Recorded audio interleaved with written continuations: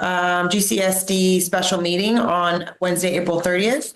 We'll call the meeting to order at 7 p.m. on the dot. Can we get a roll call? Yes. Director Bowles. Here. Director Randall. Here. Director Dye. Also in attendance is Assistant General Manager Hope Atmore, General Manager Chuck Duffy, and Legal Counsel Bill Parkin. Okay. Nancy March is out of town. Yes, and we have a vacancy. So we are here this evening to speak specifically about one item, which is consideration of board vacancy and replacement process and potential ad hoc committee to interview board candidates. So Chuck, I don't know if you want to kick us off or are you doing it? Yeah. I'll just give you a brief overview as I outlined in my agenda memo.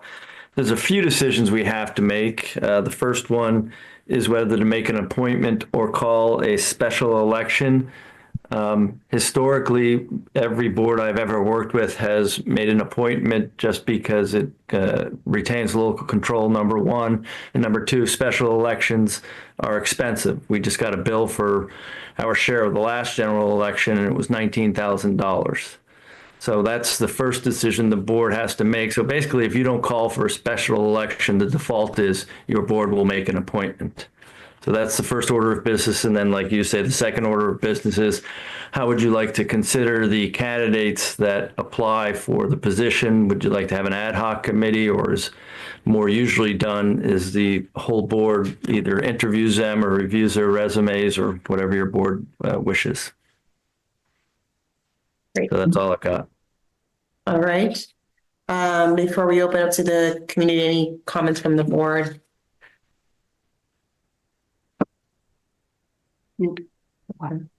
I'm interested in hearing what my fellow board members say, but I'm in favor of appointing. It seems to make sense to me. I was appointed to this board and then ran the next election. I also would prefer to have the entire board do the interviews. Mm-hmm. That's just where I'm coming from. We'll have discussion. I haven't, look forward to hearing other opinions, if any.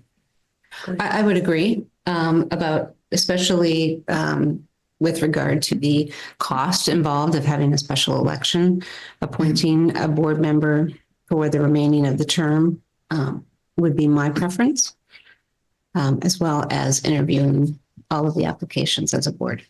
Yeah. Okay. Great. Okay.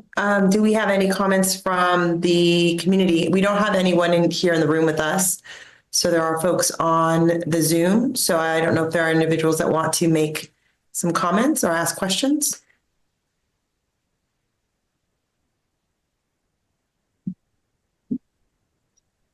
All right. Looks like we have none, right? Right. Okay. I don't know, Bill, do you have any comments? I do not have anything to add. I think Chuck fairly summarized your decision tonight is whether to call a special election or do an appointment, and then the process for appointment. So I have nothing to add, but happy to answer any questions of a legal nature. Okay. I do have a question for you, Chuck, but it looked like, Janet, you had your hand up and then went back down. I don't know. Are you interested in making a comment? Looks like it was an applause hand. I don't know that. Okay. Yeah. I think she approves of this They decision. can unmute themselves. I didn't set it up, so it shouldn't be, but I don't know. Okay. Chuck, you'd mentioned sort of your experience with, ad hoc versus interview. Can you speak more to sort of what you've seen other boards do as that pertains to the second question? Yeah. For the interview process, and we had discussed this a bit earlier amongst staff as well, is to some extent it gets a little bit awkward. Now, remember, we're in the post-COVID world and the Zoom world, which we didn't have before. So it used to be when we interviewed candidates, we might get 2 or 3 people. I don't think I've ever had more than 3. And they would come into meet the board would ask questions of them, they'd have a dialogue, and then they would politely leave the room, and the next person would come in, same process, politely leave the room, and then the third one. And then everyone would be gone. Again, it's a public meeting, so it's not required of them to leave the room, but most people did because they understood the process. And then the board would discuss it amongst themselves and then make the final decision. Again, an open meeting, nothing closed door about it, but that's one way. I don't remember ever seeing an ad hoc committee. That's usually done for bigger bodies than something like ours. And the problem you get is if you have two people who favor a candidate, they're putting their view onto the other three members of the board, and the other members of the board may agree or may not. It's just a kind of a little bit of an imbalance. So Right. I've generally seen the whole board consider people. Right. Jen, it looks like you have your hand raised. Yeah, Thanks, Chuck. can you hear me? We can. Yeah, I was just curious because I think, deciding which way to go, I understand it's costly to have a special election.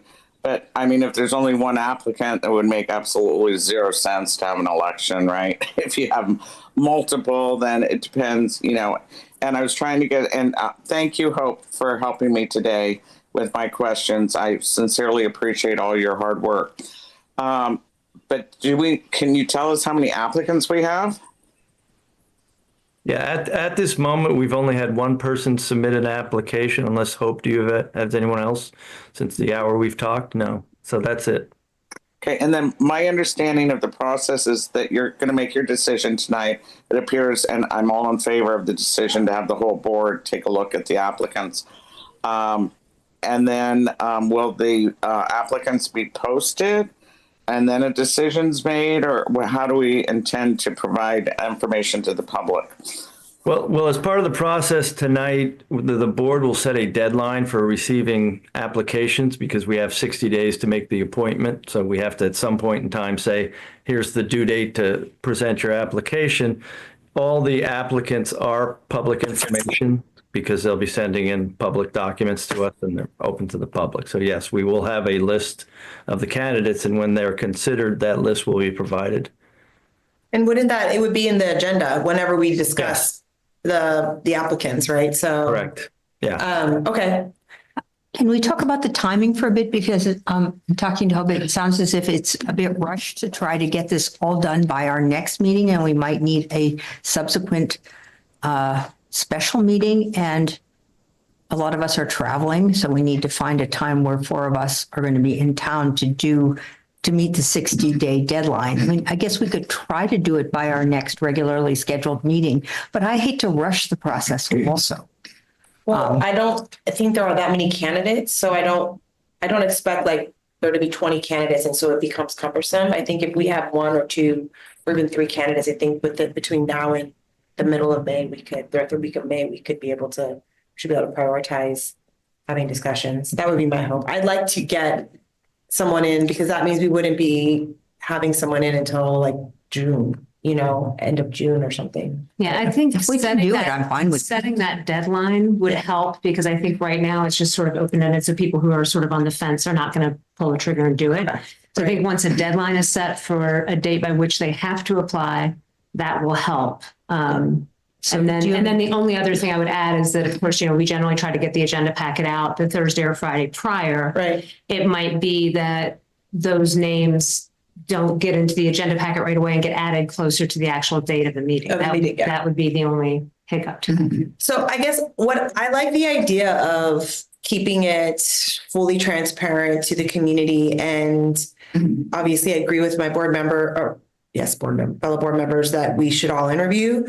I'm even wanting to push us a little bit further and think creatively, like, yes, we have Zoom and yes, it's open, but if we have people come in and we do the interview process in the meeting and ask them to just step out into the middle area room that we can discuss.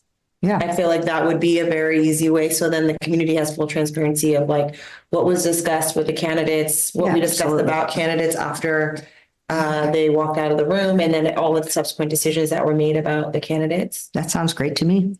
Yeah. Is there any worry that you would have to that, Bill or Chuck? No, that's the way it's usually been done. Like I say, Zoom just adds a different layer to it, but yeah. No, I don't either, other than, Chuck made the caveat that people are not required to leave. It's an open public meeting, but, Right. Right. you We know, would just ask them But- to. They don't have to, for they sure. don't, correct. So, Yeah. So the Friday before our next meeting is May 9th. Right? So asking Yeah, everyone to. of course, apply it's on- yeah, and it's an early board meeting this month. Of course, it's the 15th, which is the earliest it can be. So, So are we comfortable telling people to get their things in Yes. by the Yeah, 8th? Yeah. So that staff can, or do we want to let them have that weekend and ask staff to process it on Monday? And we could, because technically the agenda needs to be out 72 hours in advance. So it could be out that Monday as opposed to the Thursday or Friday prior. So why don't we ask for people to submit by 9 a.m. on that Monday or 8 a.m. on that Monday, something like that? So then you have, The 12th. so then you have everything coming in Monday morning? yeah, and the agenda itself will be set by Monday. So if something came in Monday afternoon, it wouldn't matter to us. We would just add it, send it out to everybody. Well, we need to have a deadline. Right, that's what I'm saying. Yeah. So I was saying have the deadline be Monday morning, so then Okay. whatever comes in, hope you're able to then add it in to the agenda that you have cooking already. Right. And it would just be extra files on the agenda page on our website. Yeah. Correct. Okay. That sounds great. And then when Rick Loman moved to Montera, and there was a vacancy and I applied, we were asked to submit a resume and a statement. And that seems, Already, yeah, she's already posted that. Yeah. That's what was Yeah. posted. Yeah, that's what's in the notice of vacancy. Right. So, right. and so far. Well, I'm just confirming. Yes. Yeah. Yep. Okay, fantastic. Do we have a motion? Yeah, so the motion would be, if should your board desires to make the appointment by the board, we're setting a deadline of Monday morning at 9 o'clock, say, for the applicants' submittals, and the entire board is going to interview the candidates At the May 15th meeting, at the May 15th meeting. right? So does someone want to, So moved. all right, someone second? A second. All right, roll call? Director Bowles? Aye. Director Randall? Yes. Director Dye? Aye. Motion passes 3-0. All right, look at us. Fastest meeting ever, 12 minutes. Wow. All right, thank you, everybody. Right. We will see everyone back here May 15th. Okay, Sounds good. Thank you. thanks, everybody. Meeting was adjourned at, yeah, I said like 7:13. 7:13. No.